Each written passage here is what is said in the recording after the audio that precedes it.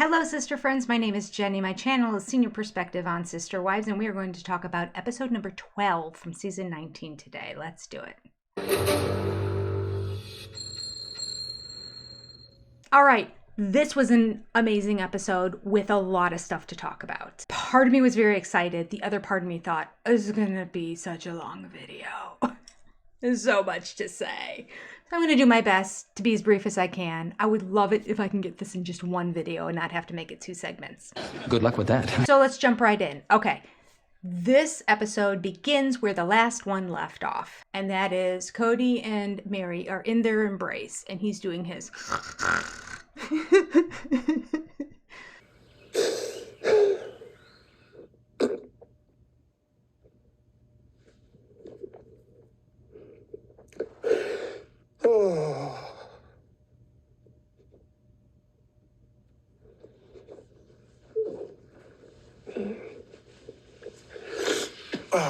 Thanks for being cool.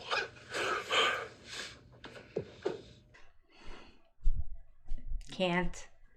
Next. Next! Kody explains the tears that he has. It makes me sad that Meri and Jen were both crying too. I'm sorry, I'm just not buying any of it myself. He uses his psychobabble, over-therapized vocabulary to explain why he was crying. This moment with Meri is me moving from the anger to just this moment of grief and just trying to be safe in it, sit in it, own it, feel it, and begin healing. All right, so I'm just not buying any of it. He tells her, I'm sorry in the last episode for going 7 years without giving her a direct answer, but he's glad for himself that she waited around for 7 years in Flagstaff, which is really 8 as of the day before. 8 years in Flagstaff, because he was able to, in that time, work from being angry with her to just being sad.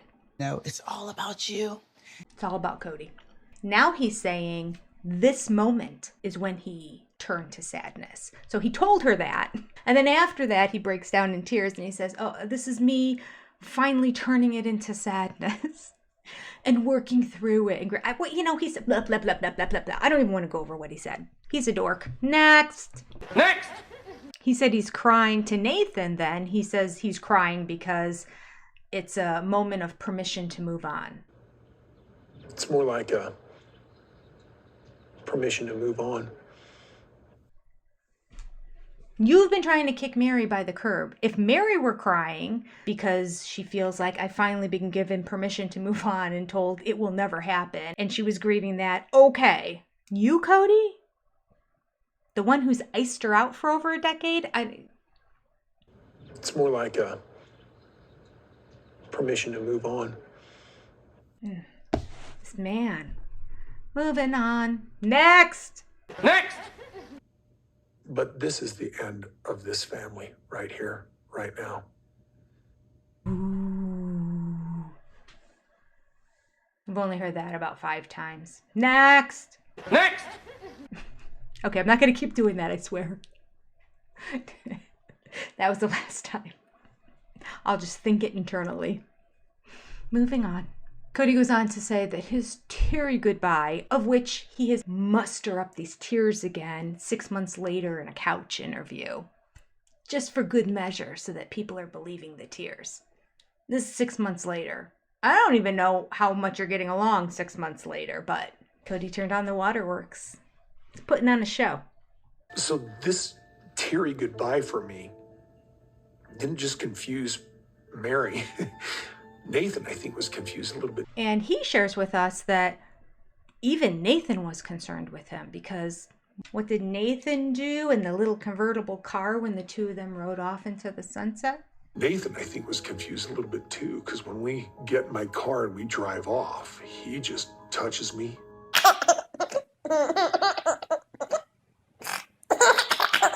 Thanks for sharing, Kody. Oh, and then he goes on to say that Nathan says, are you sure? Because you're awfully emotional right now. Are you sure this is really what you want to do? You know why Nathan is saying, are you sure? Because Nathan likes Meri. And in this divorce, He's trying not to pick sides, but in the end, it'll probably happen. He's going to be stuck with Kody because he's Kody's best friend, and it's his only way of getting on television. But when they were packing up the truck and hanging out, it was Nathan and Meri laughing so much that Kody actually told the two of them stop laughing and get back to work. So a little jealousy there on Kody's part, seeing that Nathan gets along with Meri great too. Kody shares that I've decided to tell Nathan the most condescending thing that I could, and that is this. I was like, brother, if you don't understand now, I don't know how I'm going to be able to make you understand. We are going to cut to Meri saying, I don't understand what's going on. And Jen sitting there going, I don't understand what's going on. That was really weird. I don't understand his emotions. Like, it doesn't make any sense to me. That was unexpected. So why poor Nathan is told, if you don't understand, I don't know what's going to get you to understand. Kody's just mean. I am so confused. Part of me was like, oh, what have I done? Maybe I did the wrong thing. Shoot. We were right.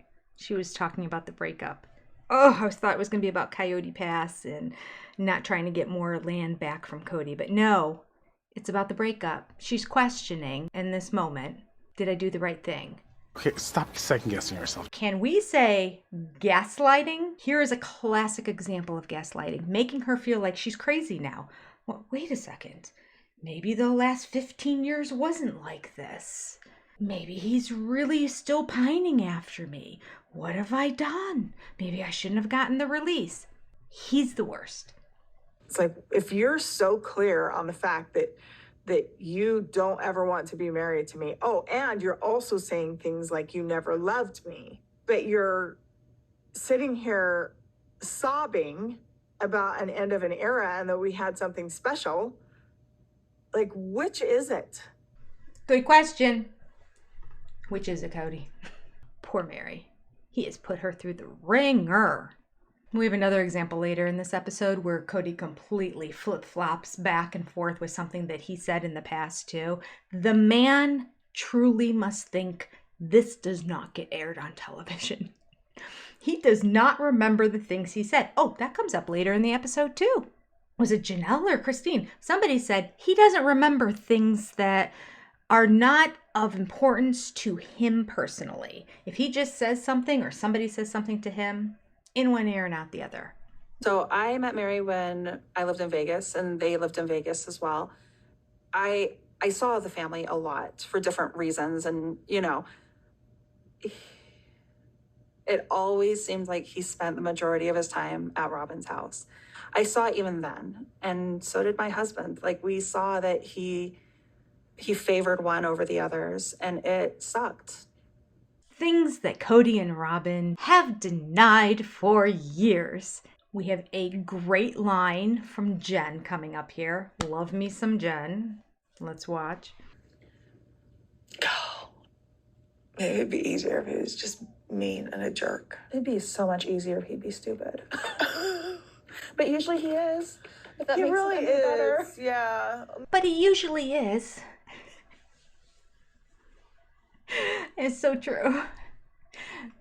Spitting facts, Jen. Love it. There's a quick little moment here where it seems like Meri might have been getting ready to say, if he would have said, I want you back, or if he would have, and Jen cuts her off and goes, no,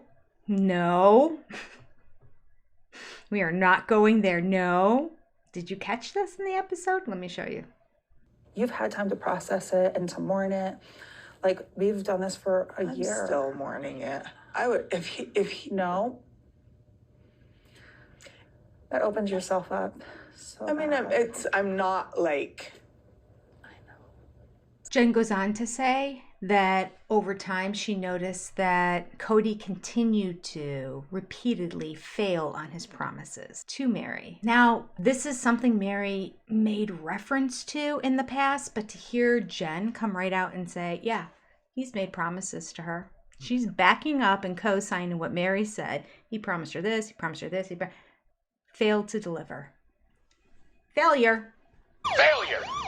There's a very cute scene at the very end just showing the closeness of Jen and Meri together, and I absolutely love it. I love it for Meri because Meri has always wanted to have somebody have her back. Jen does. Kody said that he plans on walking Meri down the aisle. That is definitely not happening. If anyone is walking Meri down the aisle, it's me, not Kody. That is all. So now we're going to have a graduation party for Savannah. Throughout the years, we've always had these big graduation parties for the kids. We would all work together and throw them a big party. A lot of times, a lot of people came.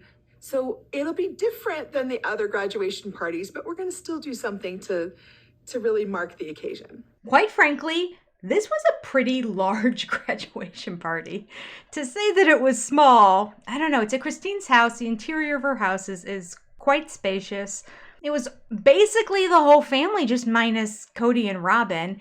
But then there were other people there. There was David and part of David's family. And there were other people too. So I'm like, this is about the same size as any of their parties before. They show a clip, a flashback. And watching them, most of the people were performing. And there were very few people that were watching. Just a few of the kids there and no like extra people. So I didn't really understand that. I mean, maybe it happened and we just never saw it. But Robin goes on to say, yeah, you know, we weren't invited. And, you know, we used to have these big parties, but not anymore. I'm like, well, it's kind of big. It's just minus you and Kody, because the older kids don't go to anything.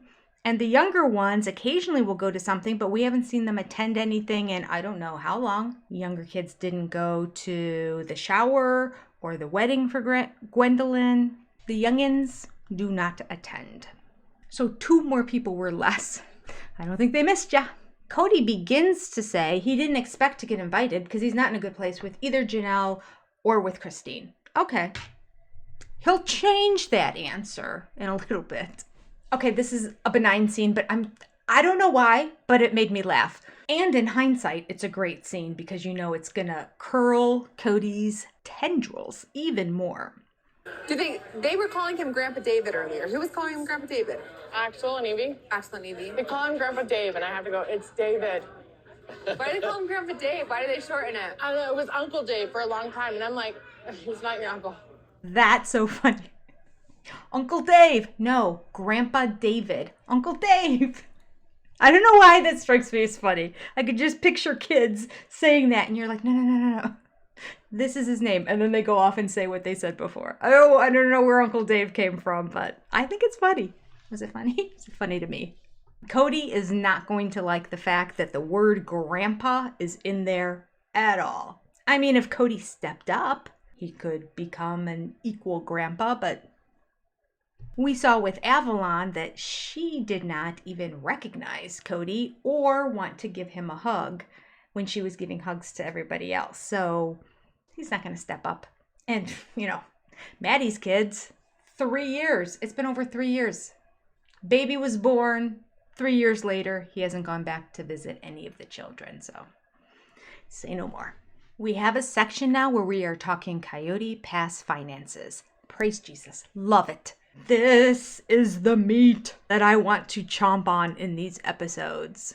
I am tired with the empty calories they've been giving us. This is good stuff. This is a good episode.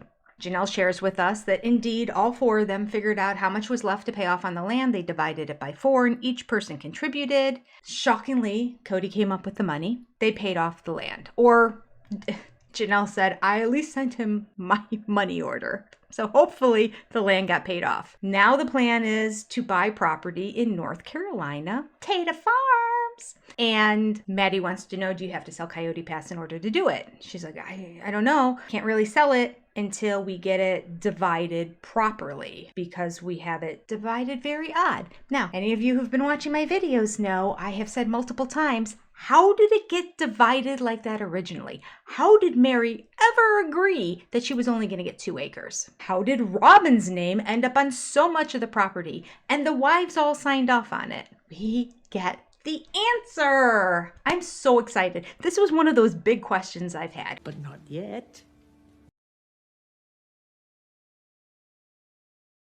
All right, now we have a clip of Meri in London. She looks like 500 pounds have been taken off her back. She looks happy. She looks joyful. She looks invigorated. She looks content. She looks kind of giddy. She went there all on her own. And you can see this sense of independence for her traveling internationally by herself. It's a big deal for her. It's a big deal for a lot of people to travel internationally by yourself. It's always nice to have somebody else to kind of be like, where are we supposed to? Where's customs? I mean, she is in an English-speaking country, so it's not that big of a stretch. But nevertheless, I'm thrilled for her. I'm standing in front of Buckingham Palace. Oh my gosh. I have never been to London before. This is seriously just kind of a defining moment. I mean, the world is my oyster. Okay. And it's just a really nice, happy little segment of Meri being happy, Meri looking like a whole new person. I love this for her. So they show her all around the city, and then she's at Stonehenge. She gets emotional when she's there. At first, I thought it was just about the fact that she's just seeing a bunch of the world on her own, and she's being independent, and this is the beginning of her new life. She goes on to share she has always wanted to see Stonehenge. It's a place that she's researched. It's a place she's seen documentaries on. It has been a passion of hers her whole life. And here she is standing right by it. It's a beautiful moment. Hang on to that, because later on, we come back to the concept of how important Stonehenge is to her.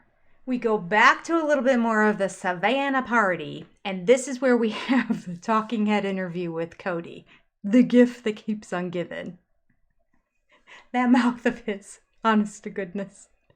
All right, so on top of that, I'm telling you, in this episode, Janelle holding nothing back. No holds barred. She is speaking what is deep in her heart and soul. Things that you can tell that have been bothering her for a long time. She's not holding back anymore. She is saying, oh shoot, it just dawned on me. These talking head interviews are done like 6 months later, like significantly after the season ends. I wonder if Janelle is just being so raw and vulnerable because of what happened with Garrison.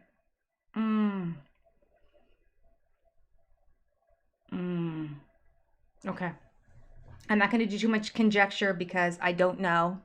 Let's just keep pushing forward. Let's move on. Let's see. What did Kody say? We go back to the notion that, Kody and Robin were not invited, all right? What does Kody think about it? Well, I'd like to be able to be part of Savannah's life, but it's like they're in this collusion. He says, I would like to be in her life. Now, I thought he was going to say, I would have liked to have gone to her party. No, he said, I would like to be in her life, but, this collusion is happening. Delusion. Wrong initial consonant. Get rid of the C, substitute the D. Delusion. That's you, Kody. There is absolutely no reason why Kody can't be reaching out to his daughter and having a relationship. None. Even Robin admits it. None. Here is Kody at his best. Narcissist. Allegedly. But it's like they're in this collusion that seems to hate Robin, and I don't know why. We weren't invited to this party. It's not because of me. I'd love to have a relationship with Savannah, but I can't because nobody likes Robin. I'd be there. I'd be invited if it weren't for this ball and chain here. Honest to goodness, he will even throw Robin under the bus to say, not my fault. Kody cannot figure out why nobody likes Robin. He can't have a relationship with any of his kids. He can't get invited to things because nobody likes Robin. He can't figure it out. Except there might be one reason. Other than, well, they're jealous. Oh. Delusion on top of delusion. It's crazy. I guess he assumes that we believe what he's saying when he records this stuff. Does he believe it? I don't know. This man might be delusion on a whole nother level.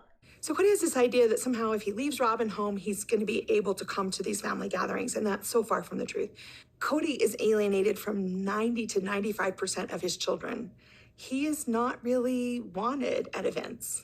He's not coming regardless of who he brings or doesn't bring with him. Those words are priceless. He is not wanted at these events. Ooh! Words that are not going to settle well with him when he watches this. I love it. Let's be clear. We don't care if he brings her or doesn't bring her because he's not coming. He's not invited. Had nothing to do with her. It's not that he's not invited because of her. He can leave her behind. He's still not coming. Janelle, I love you. Oh, but before we go to commercial break, we have to have Kody chime in one more time about the fact that he's not at the party. Coming up with a phrase that is not really a phrase. Words Kody puts together. Let's watch. This situation sucks to hype. It's not really an expression. It just sucks. I've got this whole other side of the family that have decided that they're still a family and we're out. Now, they'll let me in that club as long as I leave Robin behind. I can't do that. No! Wrong! Just because you say it doesn't make it true. Not true. You're not invited. Let me be clear. You're not invited. Stay home, Kody. Doesn't matter what she does. You stay home. You're not invited. Not because of her, because of you. Truth. I gotta get it out. When he lies like that, my skin crawls. And then I hate TLC for not having somebody go, but... I mean, maybe we'll get justice at the end of the season when we have the one-on-ones and they show him this. No.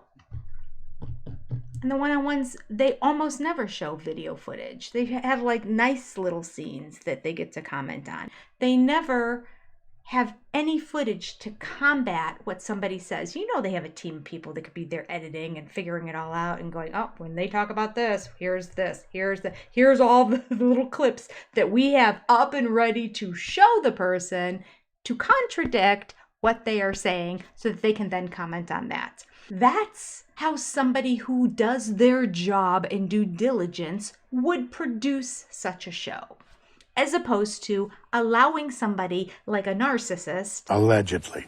get on television and spew lies as if they're facts. Not facts. Moving on. Sorry. This man. We have another scene inside Kody and Robin's house. I mean, I guess, well, technically, there would have not, but they could have been standing at the island, but I guess all of Meri's furniture is out of her house, so you couldn't go there. So they had to go to Kody and Robin's house. Yes? Huge breakthroughs this season. Second time inside their house. And I know why they don't do it, because people make comments, but I can't help it. Every square inch of their wall is covered with a plaque, a poster, a painting. It's like a art gallery. It's bizarre. Okay. The reason Meri is there is because she is bringing her quarter of the property money to Kody so that he can send it all in together and they can get this property paid off. Robin's talking about what an exciting day this is. Everything is great. Meri's excited about it. She gives the money to Kody. And then she says, I think that we should maybe get an appraiser out there.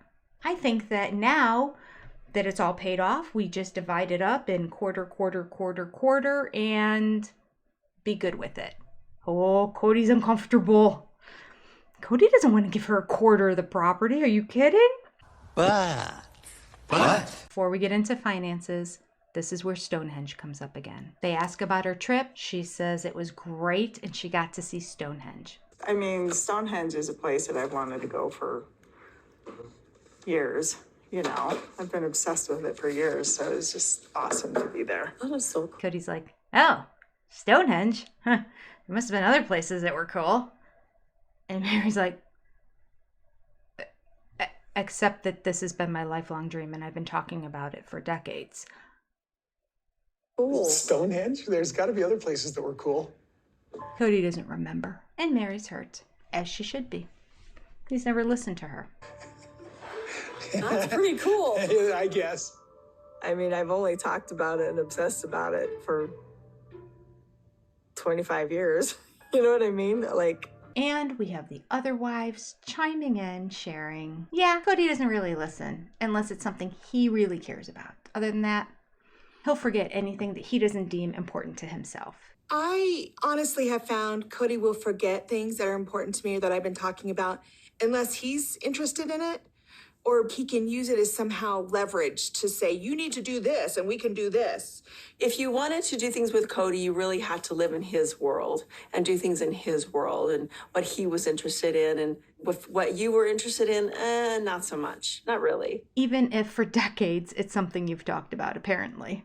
it's interesting, you know, when you realize that something that was so meaningful that your partner really had no idea or really could care less. Kody has the lamest, weakest excuse for why he can't remember, and that is that he's a guy.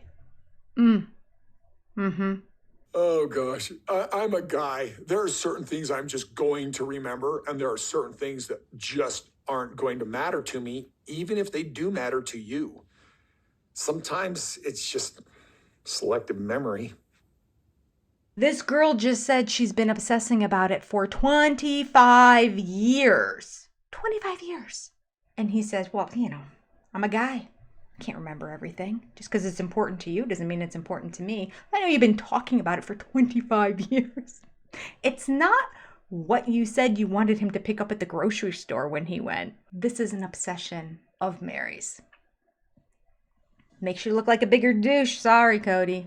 Lame. Meh. Loser.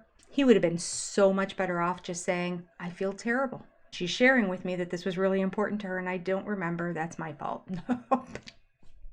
Can't do that. It's Kody saying that he's done something wrong. The man's done nothing wrong. He's perfect.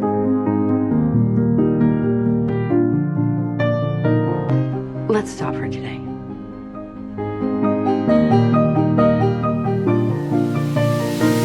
So much to cover. Thank you for sticking it out all the way to the very end. Take care. Have a wonderful day. Goodbye, everyone.